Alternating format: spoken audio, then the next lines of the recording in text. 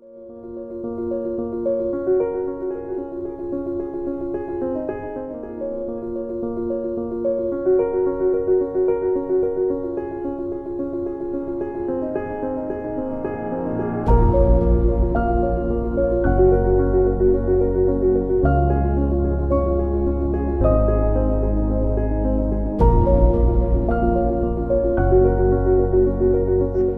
हैं आप सभी।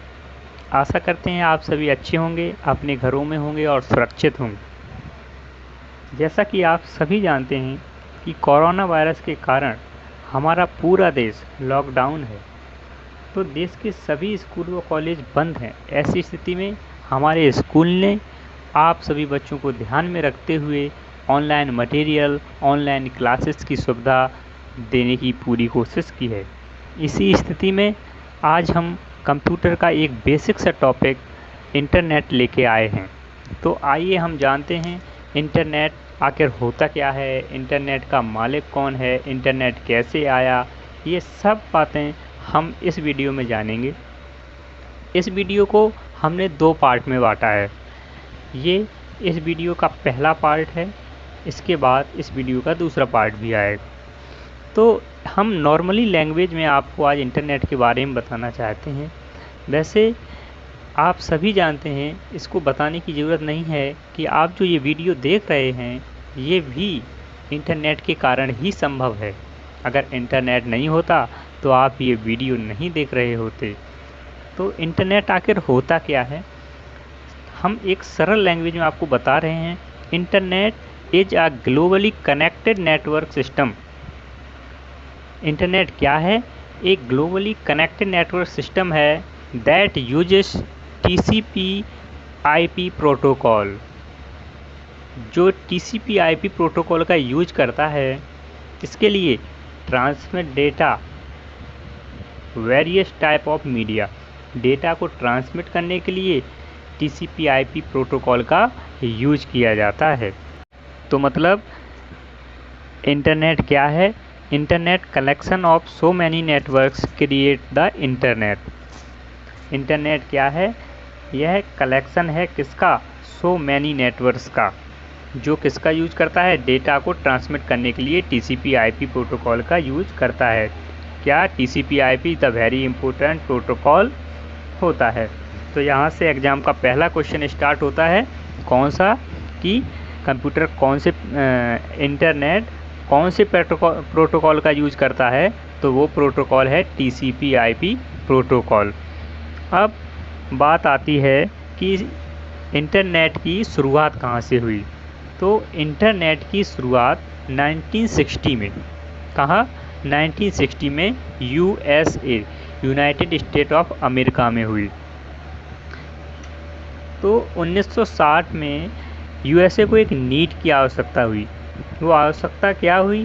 क्योंकि 1960 का जो टाइम था वो वॉर पर फोकस था, युद्धों पर फोकस था। तो अमेरिका ने क्या सोचा कि आगे आने वाला टाइम इंटरनेट की आवश्यकता होगी। क्यों होगी? क्योंकि जब वॉर होगी तो एक देश से दूसरे देश में कम्युनिकेशन टूट जाएगा। तो कोई एक ऐसा मीडियम होना चाहिए जिसके ज़रिए हम एक देश से दूसरे देश में कम्युनिकेशन कर सकें। तो उन्होंने क्या बनाया? उन्होंने एक ऐसा नेटवर्क बनाया जिसका जो कम्युनिकेशन में हेल्प करे, और उसका नाम उन्होंने रख दिया ARPANET। उसका क्या नाम रखा? ARPANET। ARPANET क्या होता है? ARPANET का फुल फॉर्म होता है advance research project agency network. तो सीधे रूप में आपने क्या सीखा कि इंटरनेट में कौन सा प्रोटोकॉल का यूज होता है? TCP/IP प्रोटोकॉल का यूज होता है। 1960 में USA ने एक नेटवर्क बनाया जिसका नाम रखा ARPANET। इतना समझ में आया कि नहीं आया? इतना समझ में आपको आ गया है। अब आगे, अब अमेरिका ने तो 1960 में ARPANET बना दिया। अब उन्होंने क्या किया कि 1985 में उन्होंने अपना ये project NSF, national science foundation, इसको उसने दे दिया पार्टिकुलर एजेंसी को, ये उन्होंने अपना ARPANET दे दिया कि आप इसे पब्लिक करें, अपनी तरीके से विकसित करें।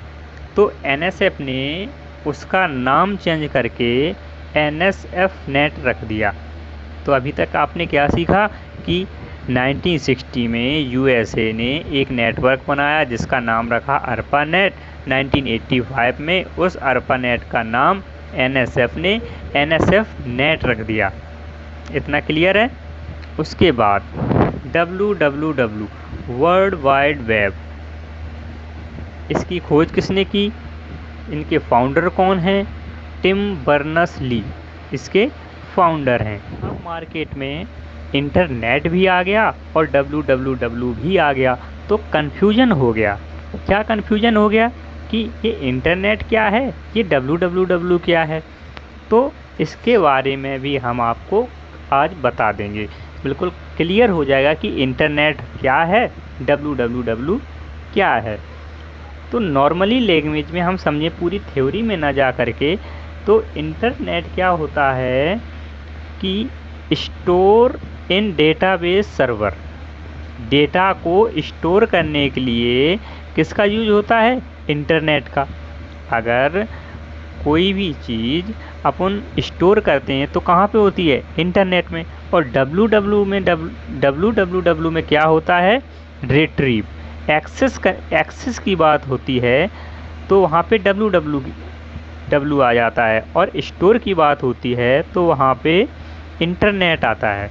तो इतना याद रखो कि यहाँ पर स्टोर की बात आए तो वहाँ इंटरनेट है, और एक्सेस की बात हो, रिट्रीव की बात हो, वहाँ पे WWW आता है। तो जैसे अपन किसी सर्च इंजन में जाते हैं, अगर वहाँ पे आपने कोई सर्च किया, जैसे मान के चलो आपने सर्च किया www.rising public school, अगर आपने सर्च कर दिया राइजिंग सन पब्लिक स्कूल, तब भी फाइल ओपन होके आएगी, तब भी वेबसाइट खुलेगी। अगर www नहीं लगाएंगे तब भी खुलेगी। तो होता क्या है, इंटरनेट के ज़रिए डेटा को स्टोर किया जाता है और WWW के ज़रिए आप तक वो डेटा पहुंचाया जाता है। तो आपका क्लियर है कि इंटरनेट क्या है और WWW क्या है। आपने क्या सीखा कि इंटरनेट क्या है और WWW क्या है। तो इंटरनेट क्या है? इंटरनेट के ज़रिए कोई भी फाइल स्टोर है और WWW के ज़रिए वो डेटा आप तक पहुंच रहा है। तो क्या हुआ? इंटरनेट और WWW क्लियर है। अब बात आती है कि इंटरनेट के फादर कौन है, फाउंडर कौन है, कौन लाया ये इंटरनेट? तो एक नाम याद आता है, विंडसर्फ, विंटन ग्रेसर्फ। विंडसर्फ ही वो शख्स हैं जिन्हें फादर ऑफ इंटरनेट कहा जाता है। अब एक और आगे बात आती है, क्या? TCP/IP protocol. पहले आप पढ़ चुके हैं कि TCP/IP क्या है। यह एक प्रोटोकॉल है जो डेटा को स्टोर करता है। तो TCP/IP प्रोटोकॉल को किसने बनाया? मिस्टर सर्फ और दूसरा बॉब खान। तो अब क्या हुआ कि TCP/IP प्रोटोकॉल को पहले विंडसर्फ ने बनाया, दूसरा बॉब खान, और फादर ऑफ इंटरनेट विंडसर्फ हैं। तो इतना क्लियर हो चुका है। अब नेक्स्ट पार्ट में हम आपको बताएंगे कि इंटरनेट काम कैसे करता है, इंटरनेट किस जरिए काम करता है। क्या इंटरनेट चलाने के लिए कोई केबल यूज होती है? हाँ, इंटरनेट चलाने के लिए आपके केबल यूज होती है। कौन सी केबल? उस केबल को कहते हैं ऑप्टिकल फाइबर केबल, जिसे सबमेरीन केबल भी कहते हैं। वो केबल कहाँ डली है, कहाँ कैसे काम कर रही है, ये सब बातें आपको नेक्स्ट पार्ट में बताई जाएंगी।